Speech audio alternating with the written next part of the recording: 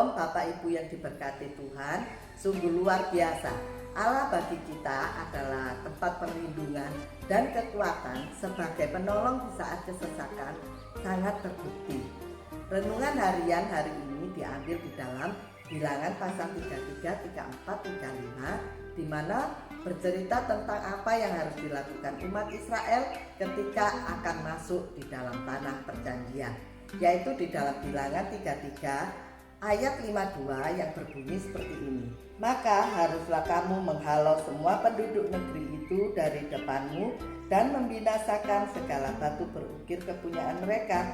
Juga haruslah kamu membinasakan segala patung tuangan mereka dan memutuskan segala bukit pengorbanan mereka. 55. Tetapi jika kamu tidak menghalau penduduk negeri itu dari depanmu, maka orang-orang yang kamu tinggalkan hidup dari mereka akan menjadi seperti selumbar di matamu dan seperti duri yang menusuk lambungmu, dan mereka akan menyesatkan kamu di negeri yang kamu diami itu. Maka akan kulakukan kepadamu seperti yang kurancang melakukan kepada mereka. Siapa mereka? Yaitu orang yang tidak mengenal Allah, juga seperti generasi pertama umat Israel yang keluar dari perbudakan di Mesir.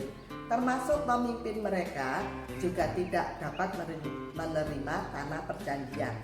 Jadi sekarang kita tahu, meskipun mereka umat pilihan Allah, meskipun mereka pemimpin pilihan Allah, Musa dan Harun tetap tidak dapat masuk dalam tanah perjanjian kalau mereka tidak menjalankan perintah dari Tuhan.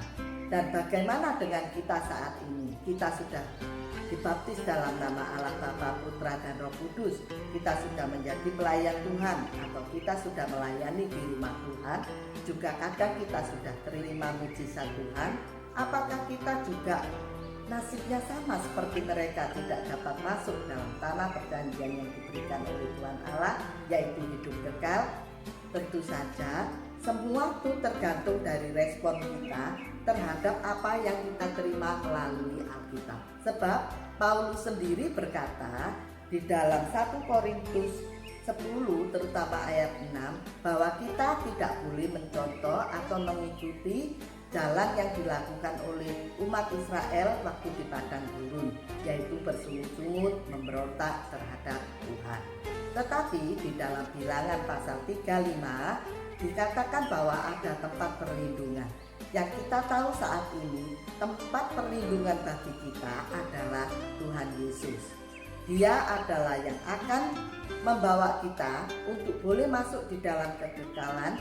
Sebab kita ingin mencapai standar kekudusan Allah, tentu saja kita tidak mampu.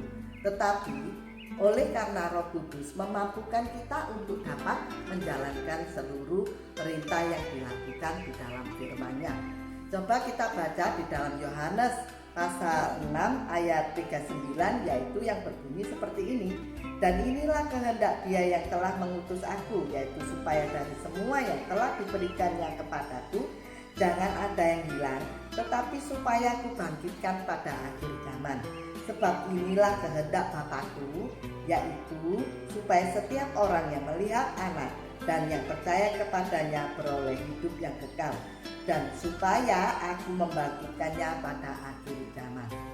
Jadi sungguhlah berbahagia orang yang mengerti isi Alkitab dan melakukannya, sehingga kita dapat merespon apa yang ada di dalam Alkitab, membawa kita kepada apa yang dijanjikan oleh Tuhan Yesus, yaitu hidup yang kekal.